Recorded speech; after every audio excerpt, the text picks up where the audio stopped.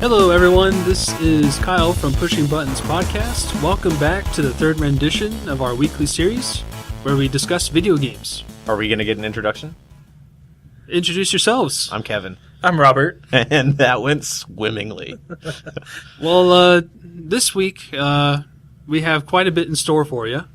We're going to jump into our usual weekend discussion, what we did over the weekend. But after that, we're going to explore something a little bit more personal to each of us that'll give us all some more insight into each other, as well as from the deep, dark recesses of our minds. Yeah, prepare to have your minds blown. And it's going to be our guilty pleasures in gaming. Excited about this one. I've been looking forward to this one, too, and it was a topic that we came up with somewhat last minute at the end of last week, and this is pretty much the first time we've all talked about anything since then, so it was relatively last minute, and we all like the idea enough, and we're going with it. So hopefully we have enough land to have a good discussion about it. Oh, yes, we do. I know for myself personally, you'll be really excited at what I have to share. I'm always excited with what you have to share. Yeah, I concur with Kevin. But anyhow, I'm sure your guys' lists are just as captivating as well. I don't know if anything I do is particularly captivating. I myself am really looking forward to Robert's list. No, you shouldn't be. Anyhow, let's go ahead and just kind of catch up from when we last left you all last week. What have you guys been doing this weekend? I beat God of War.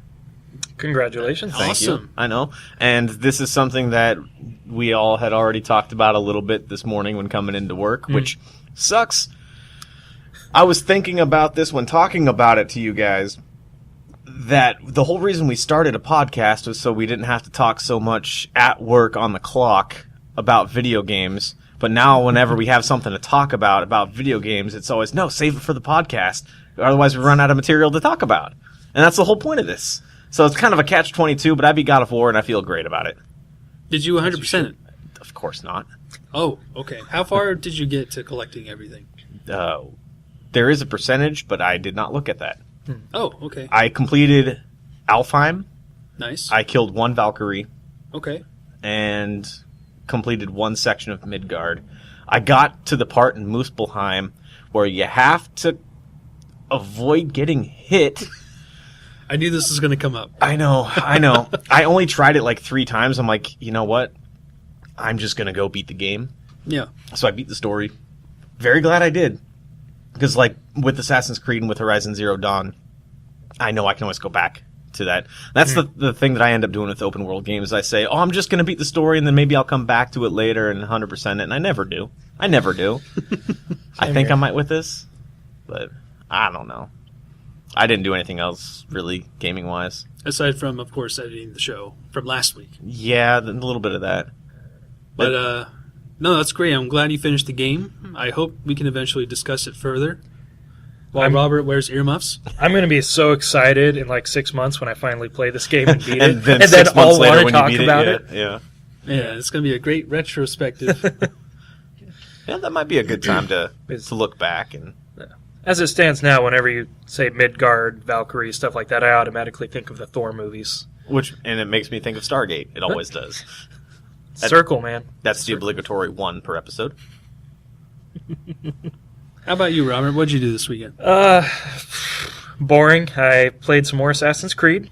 The Curse of the Pharaohs DLC. Yeah. Mm-hmm. I got a fair way into it, and I love it, actually.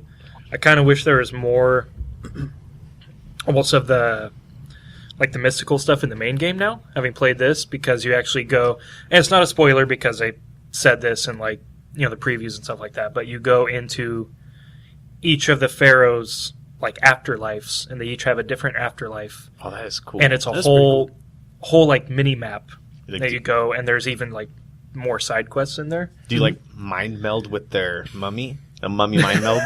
No. Okay. No. At least not the first pharaoh. It could be different, but and so I love it because you get the main map, which is pretty sizable already, and now you got these 4 kind of mini worlds. And I only did the first one, which was Nefertiti, and it was really awesome. It was really cool. So I'm excited to play that some more. I'm still giggling about Nefertiti. Nefertiti. But that's all I played. I did download, I think as I talked about last week, Metal Gear Solid Phantom Pain, because it was the free game for Xbox this month. Cool. Downloaded that, didn't get to play that, but hopefully this next weekend I'll boot that up. And that's about it. I did play about 5 minutes of Crackdown. The original one? Yeah, On because Xbox? when I was looking at my to be installed in my Xbox One tab, it had Crackdown in there for some reason. So I was like, oh, okay. So I installed it and booted it up and did I think the Keys to the City mode. So where you can have all the cheats enabled at once and stuff, and you're not doing the story. Huh. Because I just wanted to jump into it real quick and play it for like 5 minutes and see how it felt. And it felt pretty cool. It's definitely dated, but I do want to go back eventually and play a little more of it just to see how it aged. So when you say it's kind of dated, do you mean graphically or mechanically? Graphically, controllerably? Both. Definitely graphically. It also felt sluggish almost. Even with all the agility and stuff. It's just I haven't played like the game ran sluggishly, or the the controls. Okay. Yeah, like how it felt moving and stuff like that. It just felt not as, I guess, fast as more modern games have become. Yeah, seems like everything's become faster. Assassin's Creed again, and you can run and climb anywhere. So I get that. Still fun to jump an entire building though. That never gets old. That game was really fun. I know we've talked about it a little bit, but I was so disappointed with the second Crackdown. I don't know if we talked about it on here or not, but I don't think we did. No, I don't think so. That I never game played was the such second a disappointment. one. Just do yourself a favor and don't. They had You got it. There were thanks. There were hordes of zombie-like enemies for no apparent reason, and it didn't make any sense in the. Maybe it did in the story of that game, but within the context of the overall universe that the first Crackdown created, it did not need to be there. That's disappointing. I think that's a general consensus, not just my opinion. I think you're right. But my opinion does matter more. Naturally. What about you, Kyle? This weekend? Yeah. Well, this kind of segues into my guilty pleasures, but I think I'll let you Go for do it. that transition. No, go for it.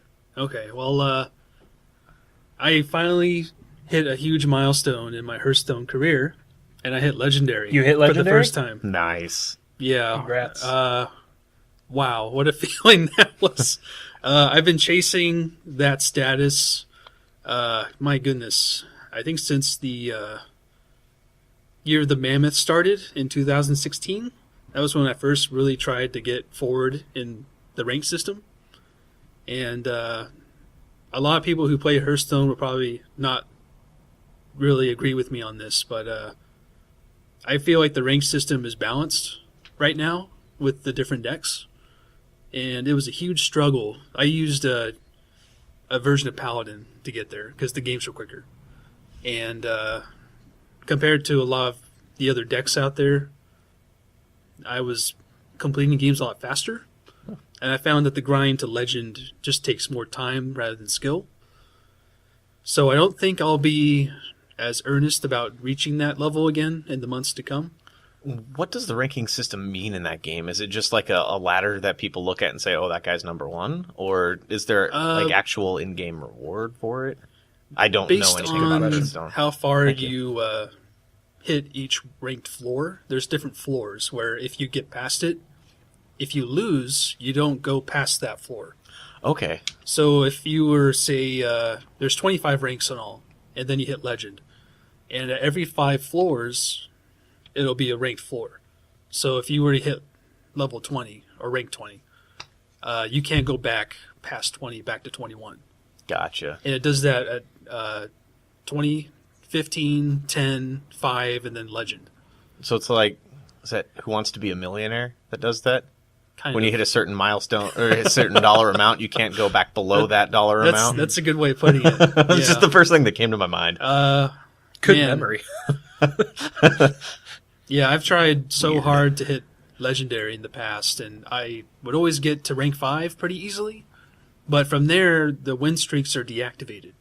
So if you win 2 games in a row, you don't get extra stars to rank up. Okay. So you have to win 25 games from rank 5 to legend. That just seems like a chore. It's a time sink. It's a huge time sink. That's a Blizzard game, though. Yeah, which, you know, is my guilty pleasure. But why don't you start off the list? Start off the conversation. Well, that's what I thought we were doing. Anyhow, I finally hit that huge milestone. To me, personally, that was just one of my all-time must-hit goals in gaming. To justify spending as much money as I have on Hearthstone. Should I even ask? Would you tell if I did? Probably at least 1,500. Holy. Yeah. Are you serious? Mm-hmm. Over the course of how long? 3 years. Like $500 actually, a year. 4, maybe 4 years. Wow. Yeah. Because each expansion comes out. They changed it recently where they don't offer these things called adventures anymore. Those are expansions that... So like the single-player campaign. Yeah, basically they were $25 at launch, and you get all the cards in the set. Okay. But they've recently changed it where you have to buy packs each time an expansion releases now. And depending on how many packs you buy, I usually, on average, spend maybe $150 to $200. Oh my goodness. This is why we're talking about guilt. I'm not judging you. I do. I'm very surprised. Well, I don't know how I got into it because my brother showed it to me once. I'm like, nah, this game sucks. I'm never going to play it. And then, of course, I'm left to my own devices, and I'm like, wow, this game's really fun. And this was back before even the first expansion came out. Curse of Naxxramas is way back in 2014. So yeah, I would say since then, it's been about 4 years almost. And I've spent probably a good amount of money on it. But, you know, I try to only restrict myself to the cards that I need. Because you can craft the cards as well. Okay. With the dust that you get from all the packs you buy. You can craft the rest that you're not looking for. So how do booster packs and card packs and stuff in that game compare to... I don't want to have a whole discussion. No. To like loot crates. How do they... Well, you can buy as many packs as you want, obviously. Yeah. And of course, you use gold that you get from the quests in the game to buy packs. It's 100 gold per pack, and essentially, you know, you can only buy so many packs between expansions. Like at the most, I would say on average, if you did every quest every day, you get about 6,000 gold. So that's 60 packs. It's not very much, but you get 5 cards per pack. And they're all randomized? It's random. Yeah, Okay. the worst pack you can get is 4 commons and a rare, and then you can get legendaries and all that. But they've changed a lot since the old days, like how you get legendaries now. Gotcha. Like if you get a legendary now, you can't get it again until you get every other legendary. Okay, Whereas that's cool. before, it was random. Right. So it encouraged you to could spend more. End up getting duplicates. Yes, and it sucked. Because it would happen so infrequently. Yeah. But now there's a lot of quality of life changes to the game that make it a lot more accessible. I would still not recommend it for new players because it is insanely expensive. But being as how I've been playing since the beginning, I'm really invested into it. I remember one time I was looking for a free game, a free-to-play game. Yeah. And you suggested Hearthstone to me. I did. And you said, yeah, you could jump in with just spending maybe $50 and get by. And I'm like, that $50, that's not free. I'm looking for a free game. So, okay, I understand why $50 seems like such a little amount if you've spent, you know, roughly $1,500. Well, I mean, even with subscription-based games, you're paying $15 a month. Yeah. If you've been playing the game since it came out, like for Warcraft for me, I mean, that's probably $200 a year right there. Yeah. For however many years you play. That adds up too. Yeah. I don't buy microtransactions in games, though. That's where I put my foot down. Like, a good example of this would be EA's loot boxes for Battlefront 2 and whatnot. But you don't even have Battlefront 2 anyway, do you? No, I don't. Okay. No. That's probably a big reason why. I haven't bought the game, but I bought several loot crates for it. Loot boxes. When I do get it, oh man. But anyway, So just to many wrap that skins. up, I don't know. For me, Hearthstone is a huge part of my life. I watch streams of it every now and then. It's why my backlog is as huge as it is because I'm playing Hearthstone too much. But I finally got to knock down that particular milestone. Gotcha. Felt really good to do so. That's cool. And I don't think I'm going to take it further than that. I mean, I'll still enjoy the game casually, but now that I've reached Legend, I don't see myself doing that grind again. Feel like you've reached the pinnacle? I think so, yeah. But that's where I'm going to start my guilty pleasures, is I say, if Hearthstone. that's not the definition of a guilty pleasure game, I don't know what is. On the subject of Blizzard games, Diablo 3 for me is a guilty pleasure. And I know I mentioned the Diablo series, specifically Diablo 2 in the first episode of this, but Diablo 3 is such a simple game. Like, you can walk through the game, hold one button down, and just kill everything. And the reason it's a guilty pleasure for me is because I know I could be doing something productive in life, or even playing another video game that actually feels like I'm playing a video game, but sometimes I just want to veg out and watch those numbers get higher and higher and just skate through, just play a game that is so simple. And I'm talking about it on my PS4 because I can just sit back on my couch and just not think about what I'm doing. If I've had a really rough day at work, or if something in life's not going great, it's kind of I don't think you guys realize how much of that game I've played.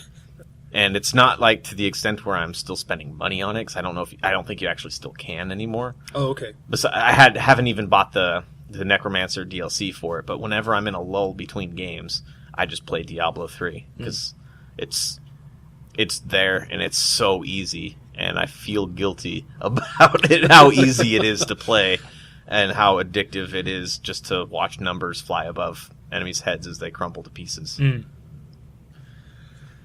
My guilty pleasure game that's kind of like those. It's a mobile game too. It's like yours. It's Star Wars Galaxy of Heroes. Oh, okay. And I guess it's kind of a mix because it's like Hearthstone. It's mobile, and I've only put maybe $20 into it, and I've been playing it for like 2 years.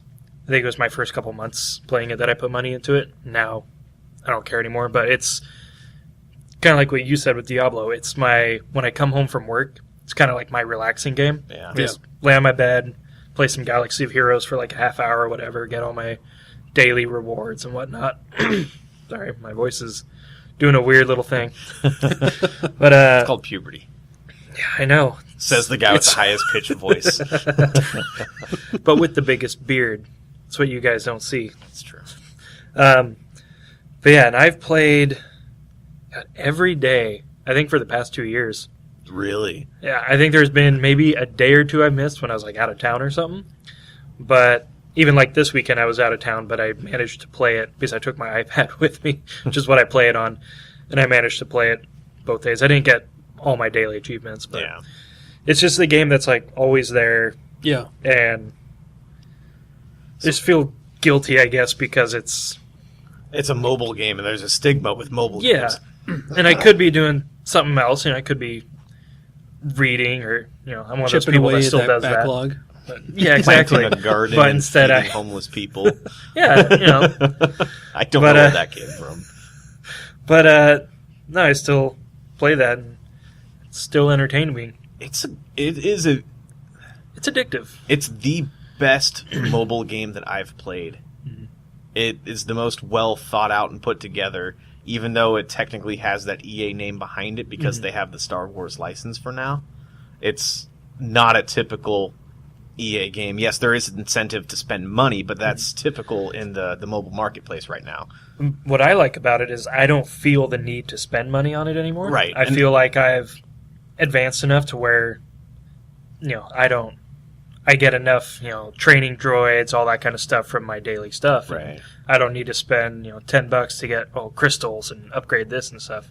It's very casual. The thing that game did so well was that or does so well is that it has so many different ways to play it, from the regular light side, dark side battles to the cantina battles. It's Ship battles. And yeah. now they have territory wars with your guild. Oh, that's cool. It's yeah, really, the guild raids were fun in that game too, or the guild raids. missions. Yeah. Yeah, they added another raid.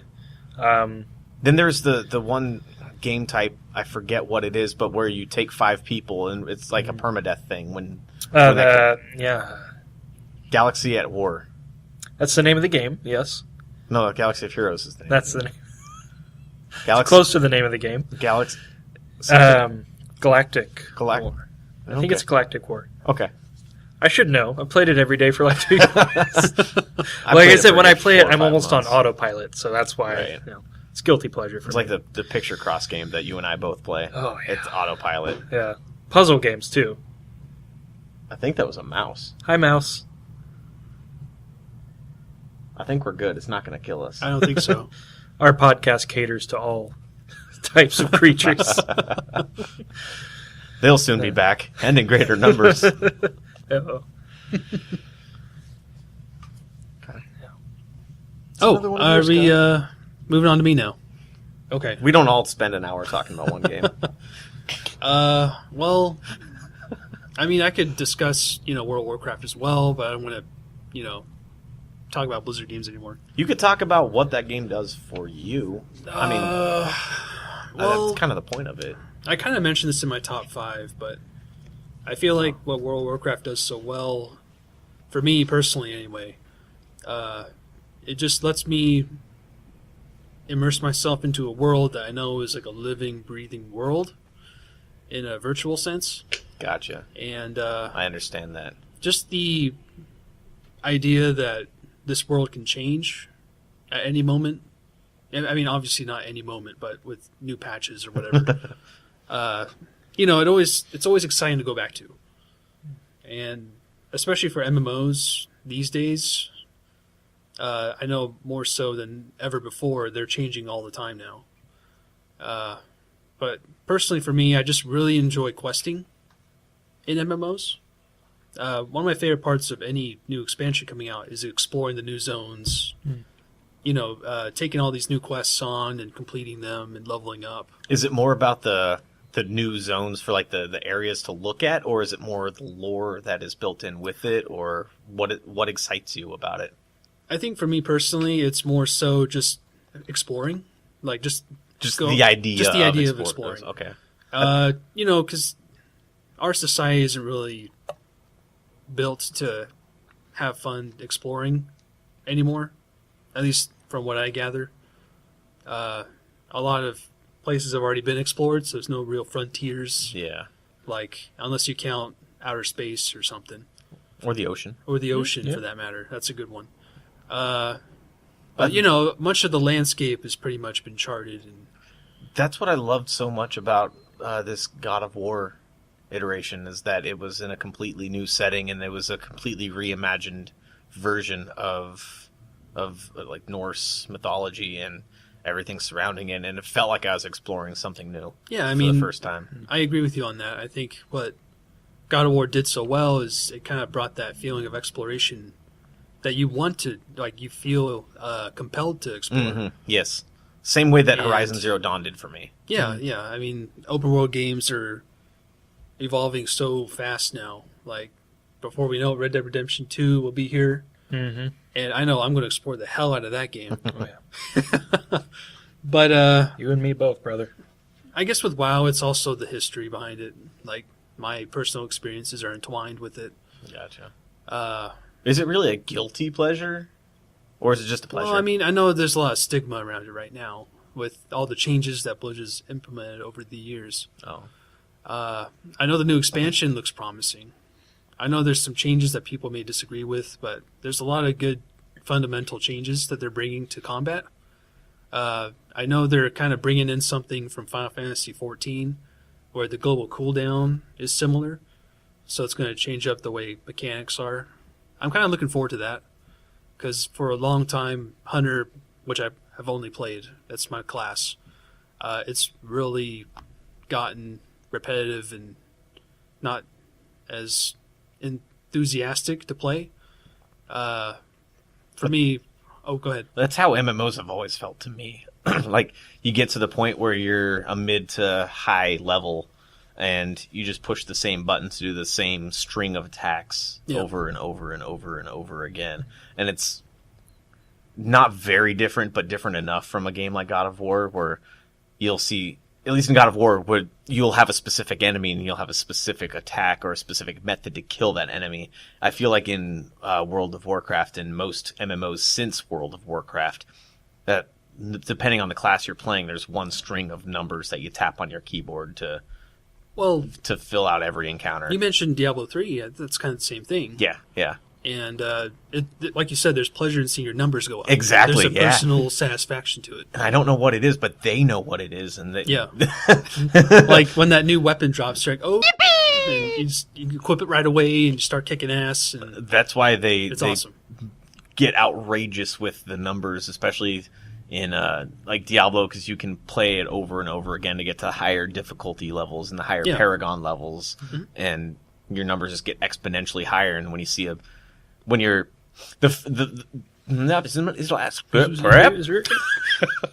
first time that my damage numbers went from like 800, 900 something to saying 1K and then to 12K and then 100K, and just seeing that K after it. It's like, oh my God, the numbers are so high. Yeah. And that actually, if you don't mind, brings me to the next game on my list. Yeah. Clicker Heroes, those idle clicker games where the numbers, you just click on something and you keep clicking until you can buy it to make it auto-click itself. And then you keep clicking to add more numbers to it. And then you've never heard of like Clicker Heroes or Idle Heroes? I don't know anything about that. I haven't either. Oh, Cookie Clicker. It's been a fad in gaming, especially mobile now, but it started off with like Cookie Clicker and Clicker Heroes on Steam, or not, before Steam had it. It was just a web game. But Adventure Capitalist, and games like that where I'll use Adventure Capitalist as an example. You buy a lemonade stand, you get $1. You spend money to buy a lemonade stand. You activate the lemonade stand, you get $1. You keep doing that over and over again to the point where you can buy a second one. Every time you tap it, you get $2. You buy a third one. Every time you tap it, you get $3, so on and so forth, till you get to the point where it'll keep doing it itself. And then you buy the next thing in line, which is like I don't know what it is, but it's some other little shop or something. And your money just keeps getting higher, and you buy the next thing, and then you buy the next thing. And it's just a game where your numbers just go higher, and it has absolutely no point to it. It's a very not in-depth or intricate system, but it is very, very highly addictive to see those numbers get higher. I feel like I know what kind of games you're talking about. I can't think of any examples right now. But You've probably seen ads for Adventure Capitalist on your phone. Probably. Because that's a big one that I've been getting ads for lately on my phone. But I did play Clicker Heroes for a while, and then I went back to Diablo. I switched back and forth from Clicker Heroes to Diablo 3 and stuff. It's a stupid game that sells. They do have microtransactions. At least a lot of those games do. The second Clicker Heroes is not doing microtransactions. It's going to be a non-free-to-play game. And that's the thing, is that these games are typically free-to-play, and you can spend money to unlock stuff early or progress, if you want to call it progression, quicker. But the cool thing that the devs of Clicker Heroes is doing with their second game, they said they're going to just charge a flat fee for the game because they didn't realize how much money they were making accidentally taking advantage of people with gambling addictions. Oh, yikes. And when the whole EA controversy happened, they were one of the companies that came out and said, yeah, I can see the point to that, and in our next game, we're not doing that. So it's pretty smart. Cool. Lesson learned. Yeah. It might have been a marketing ploy, but it's a damn good one. I almost pre-ordered the game right then just because of the sentiment the devs were giving with that statement. And you hate pre-ordering. I do. You're right. That says a lot. I know. Pre-order culture is I'm not going to talk about that this episode. I do like pre-ordering on Amazon Prime because you can get $20 off. And same day, Same day delivery. You're not going and waiting in line somewhere. Right. Yeah. But when you're buying digital, it doesn't matter as much. Exactly. All right. Let's see. My next guilty pleasure game goes back to the original Xbox. Now, this is a guilty pleasure because it was almost unanimously considered bad. Now I'm interested. But Me I too. loved playing it. I never beat it, but I liked just exploring. It was Superman Returns. Oh, It was. oh, Yeah, that's what I expected. okay. So, it's semi based on the movie, but it was not a good game. But I couldn't think of any other game around that time where you could just fly around a city and shoot things with lasers coming out of your eyes. And so I enjoyed playing it just for the free roam aspect and, flying around more than actually playing the story, which I don't think I did past a couple missions. But That was probably around the same time that Grand Theft Auto was starting to get really big, GTA 3. I think it was, because the If it was movie originally. came out, I think in 2006 or 7. Okay. So I think the game was right around there too. So Maybe GTA... 2007. When did GTA 3 come out? 2001. Oh, dang. Yeah. Okay. GTA is closer to GTA 4, Okay. but So there were far superior open world games, just not Yeah. with flying not with mechanics. flying and Gotcha. shooting lasers Out and, of your eyes, you know, yeah. freezing people with your cold breath. And so yeah, it was weird too because it was Metropolis, right?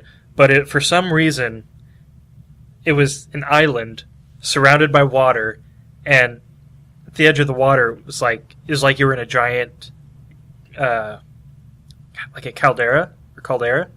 You're like inside a volcano. Think of Crater Lake. Okay. Like visualize Crater Lake. Hopefully you guys know what Crater Lake is that are listening. But so it was like Metropolis is sitting in the middle of a lake inside of a big basin or whatever.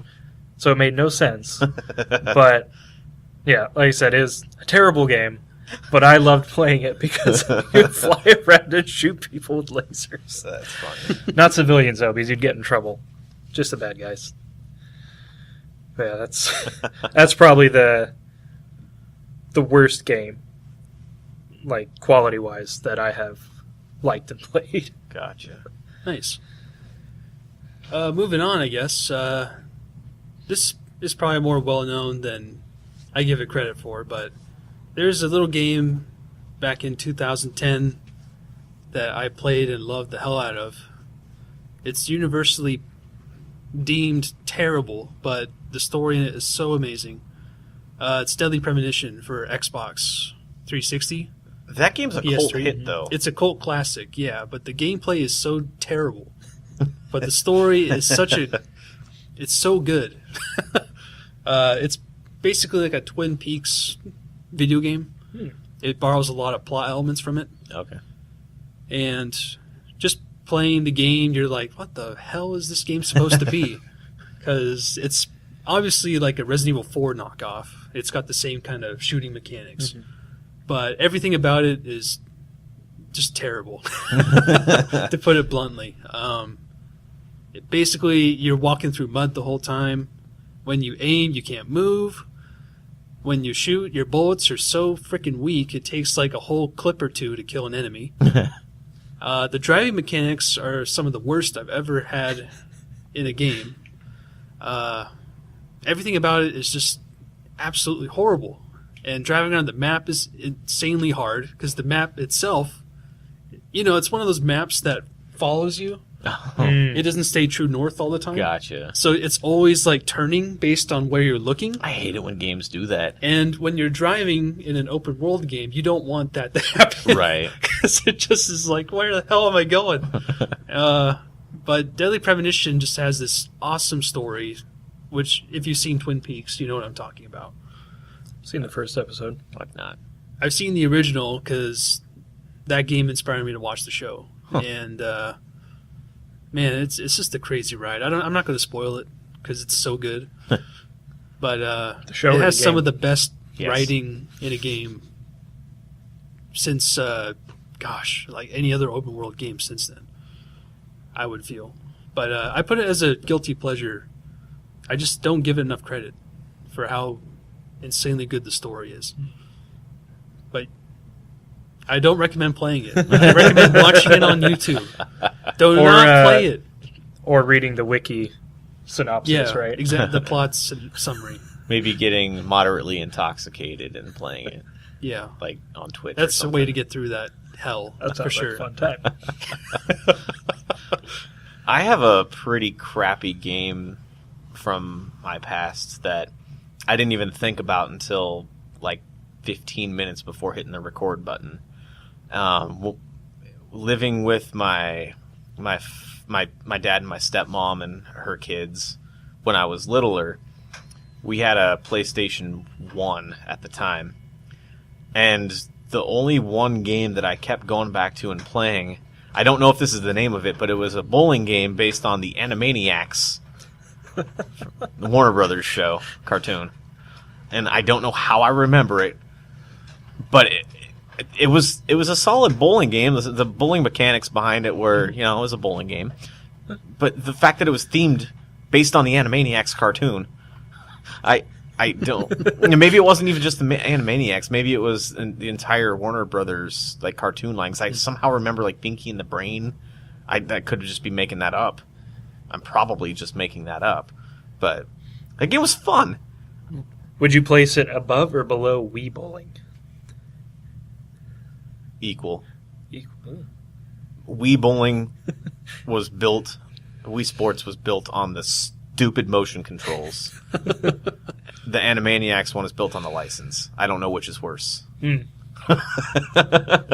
enough. I enjoy playing video games with my fingers and thumbs, not so much by waggling my arms to and fro and possibly throwing the nunchuck through the TV, which I know I had that a had a lot little of fun safety with Wii strap. Sports.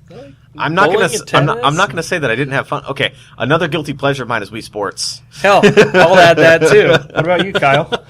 Not so much. For me, I it wasn't a fan of it. It was golf, the golf one. I loved golfing on the Wii. Yeah, that was fun. That Bowling was fun.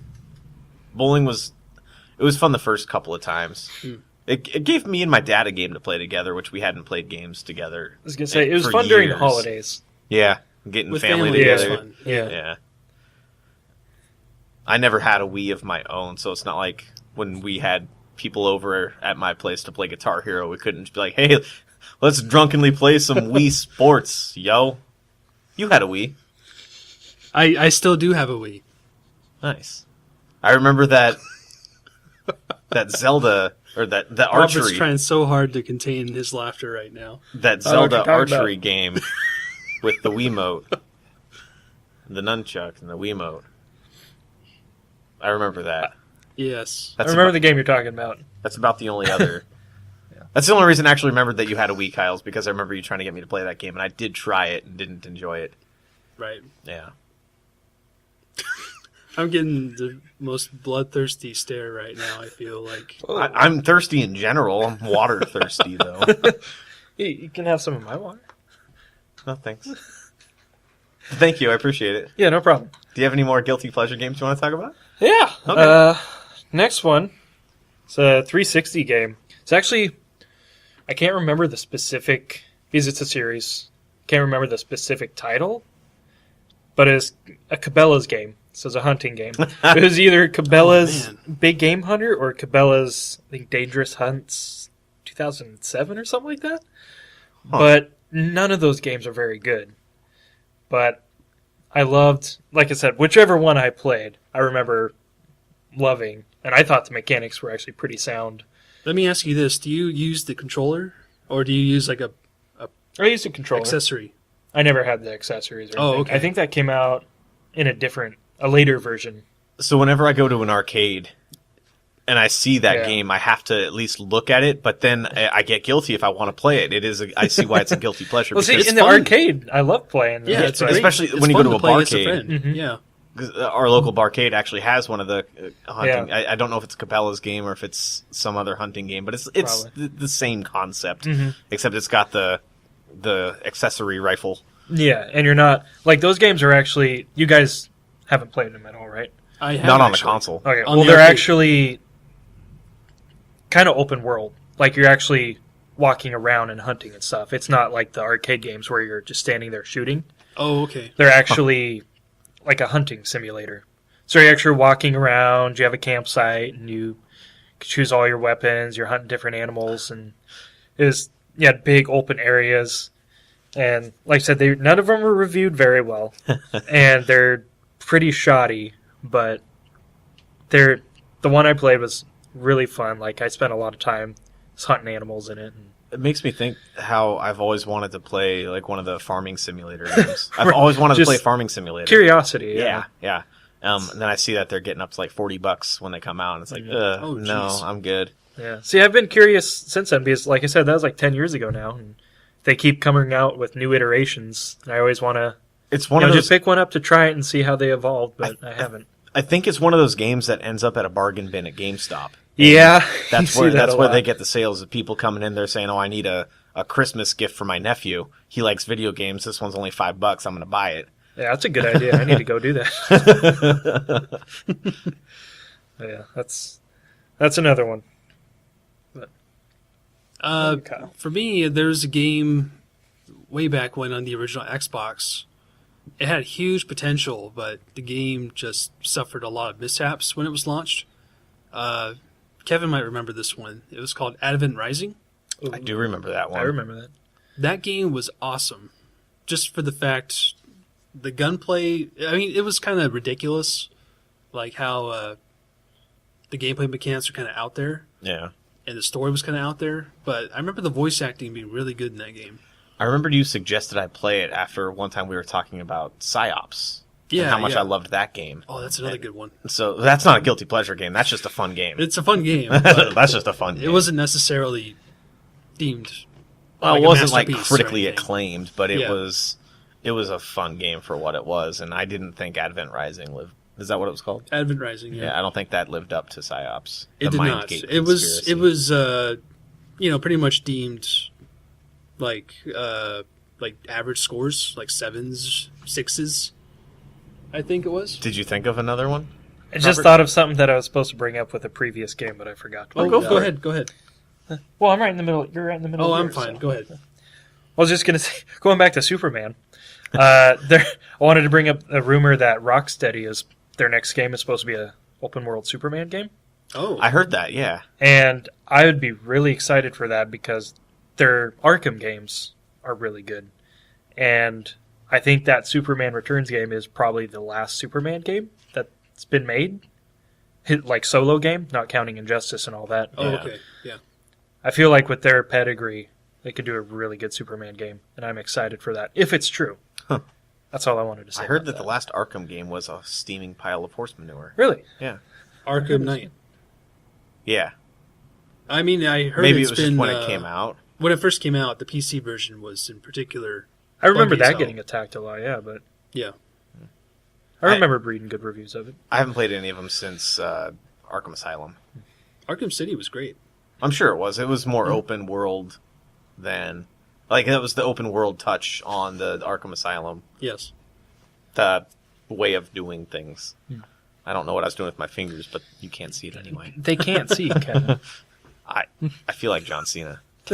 Which, actually, the WWE 2K series... Heyo. There you go. Nice segue. If there's anything that you two know about me that I love as a form of entertainment as much, if not more, than video games, it is sports entertainment / professional wrestling. I had no idea.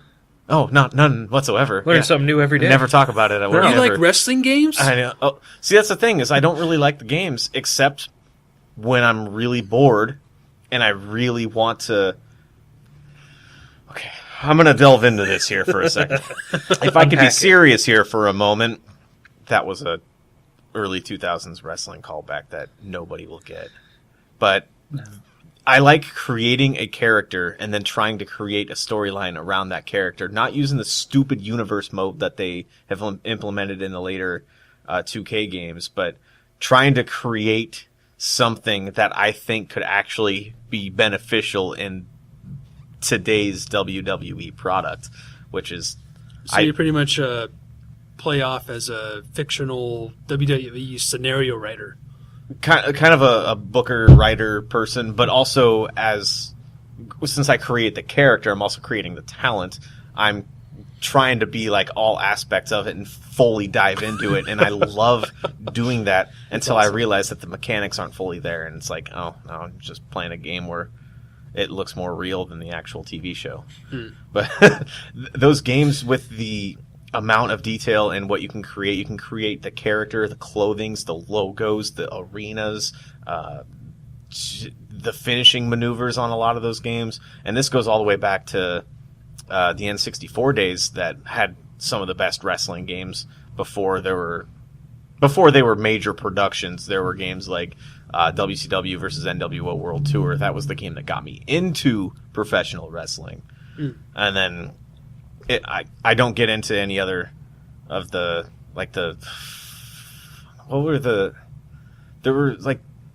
it was the all women's wrestling game that just completely apparently sucked. And Rumble Roses? Yes, that is it. Isn't that a Konami Deep game? cut. Probably. Huh. I feel like it was. I don't. That was know. like a more arcadey wrestling. Yeah. And then even the licensed WWE games that are more arcadey, All Stars, WWE All Stars, I think. My only experience with wrestling was back on the Nintendo 64. Mm-hmm. I think it was WCW versus NWO. The World Tour, the one that I World just Tour. talked about, the one that got me into wrestling. Yeah. Yes. A lot of fond memories on that one. That was a fun party game. WrestleMania 2000, the video game, was the game that just really got me into wrestling video games. Not into wrestling, because at that point I was already into it, but because that was when you could start making your own characters and start making your entrances, and I always had to put myself in with the people that I thought were the big top guys, and it was just fun. It was fun to put myself into their shoes, and it's a guilty pleasure of mine. I do like what the WWE games have to offer, because they're the only wrestling games that are widely accessible and available, and still made annually. Have you ever thought of wrestling for real? Have you seen me? Occasionally. When I was a kid, it was a dream of mine, Mm. and now I'm 5'9", 185 pounds. I don't think it would go over very well. You start your own league. Well, hey, we got this podcast up and running. You never know. That's true. I could totally transform into a 6'5", Bulk up, bro. 285 pound person that likes. We were talking about this for 10 years. Were we actually though? I was thinking about that. Oh, probably not. No, I think it's been more like a year and a half. Yeah, that's right. Yeah, Mm. yeah, a year and a half, 10 years, whatever. No biggie. Yeah. Anybody else have anything else that they want to talk about? Well, I'll just throw in one more, since it wasn't one I was sure I was going to add, but since you brought up wrestling, it's kind of adjacent to wrestling. Dead or Alive 4 on the 360. Oh, man. I have not played a fighting game since then, and I don't really know why I got that one then. I think it's just because I was lacking in 360 games, and the graphics looked nice. So Did they look bouncy? they were bouncy, yes. That's one of the guilty pleasure aspects of it. Did you learn how to play one-handed? I already knew that. A true master. But no, Dead or Alive 4. I never played any of the previous entries in the series, You but learned how to play one-handed while playing Superman.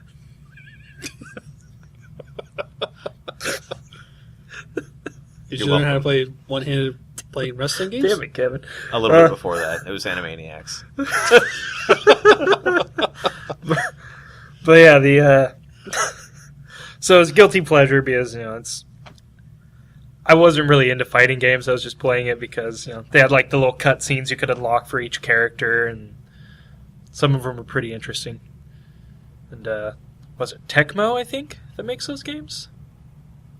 I have no idea. Something like that. Japanese developer, but yeah, I don't have much to say about it. I was just throwing it out there because you reminded me with your wrestling games. Gotcha. Like I said, I haven't played a fighting game since then. So Not a whole lot of arcade-style fighting games that I can get into. yeah, I remember liking a Tekken game on the PS2 when I played my cousin's PS2. Killer Instinct, the original Killer Instinct was fun. I remember that. And then, of course, everybody's played Mortal Kombat 3. Yep. Really? I've played like maybe a round of a Mortal Kombat game. It's probably at an arcade or something. Okay. I liked the movie. Is that Sequel, that would be a but- great guilty pleasure movie. The sequel, It's especially because I just watched it on Netflix a couple months ago. Rewatched the it. sequel, Annihilation. The first one.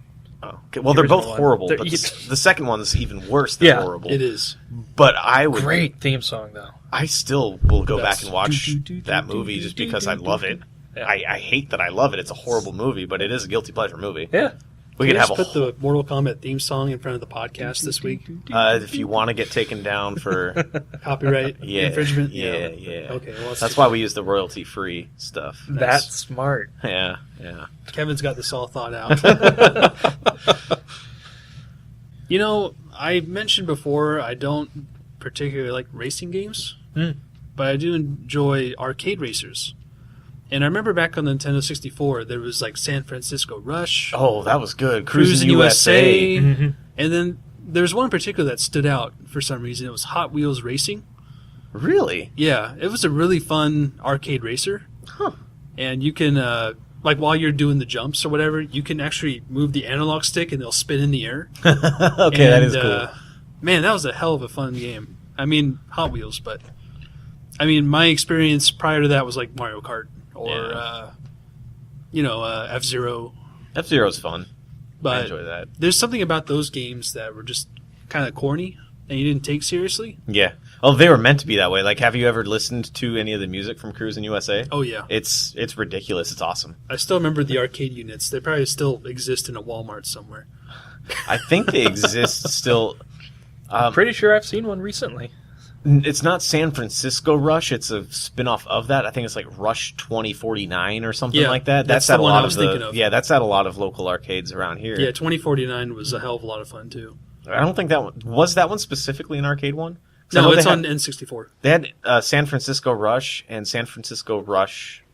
Was it 2049? Yeah, Because I remember that in the arcade. I don't It was remember on that one on the Nintendo console. 64. Okay, but that's another one of mine.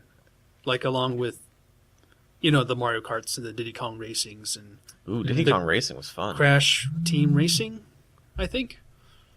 But that's another guilty pleasure of mine. I'll always go back to those and have fun, no matter how old I am. All this is reminding me that we need to go to our local barcade again soon. Yes. Get some fresh material. Indeed, Indubitably. Indubitably. you gotta have another one, Kevin. Okay. You have to. I never got into games like Terraria until Starbound came out. And the first 4 days it was out, I think I'd already put almost 70 hours into it in 4 days. It's like 60 hours or something like that. But in 4 days, that's a lot of video gaming. I've hardly touched it since. And they've patched the crap out of it, but every time I go back to it, I'm like, I feel dirty playing this game. I don't know what it is about it. If it's because I've never played Minecraft and I never played Terraria, but Starbound, just it being set in space, and you can explore endless planets and build endless things on those planets. And my goal was always to build a moon base. I needed to go to a moon of any planet and build a base there. But then they added actual quests and a story to the game, and that's when I'm like, yeah, I'm good. Sandbox mode. Man, that was fun. Over and over and over again. I could just keep going to a planet, diving into the planet, getting everything, all the juicy goodness out of that planet, and then starting to build a base. And then I go to the next planet and do the same thing over and over and over again. And I feel really bad about it. That's my story. Interesting. Speaking of stories, David Cage games, Quantic Dream games. I have not liked any of them. I think that's another guilty pleasure of mine. I know they're terrible, but when they came out, when they get first released, I just feel like I have to play it. I don't know why. I'm tempted to get Detroit Become Human. I really am. Yeah, me too. Because I remember first getting Heavy Rain. I'm like, oh, this looks amazing. I can't wait to play it. Of course, the story wasn't there really. And then going back to Indigo Lost Prophecy, I would say that's a guilty pleasure right there. Indigo Prophecy. Yeah. Yeah. Just because of how out there the story is and the Simon Says Yeah, prompts it got on the screen. So ridiculous. It's ridiculous, but it's so fun to play at the same time because you're just kind of like mashing all these buttons with this crazy action scene going on. But I really enjoy playing those for some reason. Those are games I've always wanted to try. Like I've always, when Heavy Rain came out, or is it Beyond Two Souls? Two Souls, yeah. They always looked interesting. I always wanted to give them a shot, but just never got around to it. They've all seemed like very indie movies. And I'm saying movies intentionally because there's hardly any gameplay in them. I think that's what drew me into them. It's because I love movies, so the idea of like playing, which is weird because the Telltale Games don't really. Would you spend $60 to watch a movie once? No, but that's why I wouldn't get them when they first come out. Fair, yeah. I don't know. Detroit seems like it could be better. Just like I was saying last week when I beat the demo and I saw all the branching paths. My major qualm with the Quantic Dream games of the past is that you have many different ways to get to one ending. And this one seems like it may be the opposite. Or not the opposite, but have many different ways of getting to many different endings. And it keeps track of your paths through those branches. And you can always go back and see what the other options are and know what you need to do differently to be able to see the other outcomes. And that appeals to me if it's a good story. Because that game and that style of game is all about the story. Yeah, speaking of which, I think Telltale Games are also a guilty pleasure of mine in that sense. Gotcha. I mean, I really love the stories in those games. I mean, they're not all wonderful, but I still enjoy them. Akin to watching an indie movie or like, a TV show. Gotcha. Like, I know they're not as well received as much as they used to be, but I still enjoy them. It's because they started doing too many of them all at the same time, and it was I overload. lost track of how many they were making. They started doing all the licensed ones. I guess they started off hitting it big with licensed ones like Walking Dead, and I think that was their Wolf first Among big one, Us. wasn't it? Walking Dead was yeah. their first huge one, yeah. And then I've always wanted to play Wolf Among Us. I never have. I could be in my backlog. Yeah, season 2 is coming out soon for that, I think. That was one of the free games I got from Xbox Live. That was a good one. Never finished Game of Thrones. That was good too. I think that one actually had 6 episodes in that season. It did, yeah. And I think I beat 5 of them and never went back and beat the last episode.